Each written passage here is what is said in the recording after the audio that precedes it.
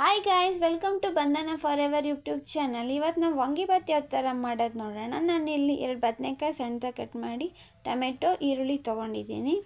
ಒಂದು ಬಾಣಲೆಗೆ 1-2 ಸ್ಪೂನ್ ಎಣ್ಣೆ ಹಾಕ್ಕೊಂಡು ಈರುಳ್ಳಿ ಹಾಕ್ಕೊಂಡು ಬ್ರೌನ್ ಬರೋವರೆಗೂ ಫ್ರೈ ಮಾಡ್ಕೋಬೇಕು.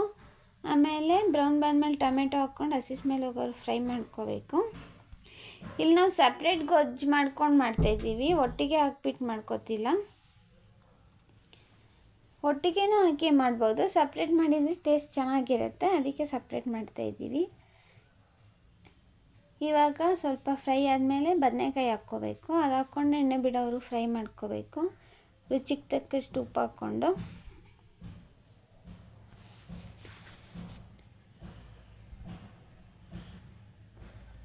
ನೀವು ಒಣಮೆಣ್ಸಿಕಾಯಿ ಕೂಡ ಆ್ಯಡ್ ಮಾಡ್ಕೋಬೋದು.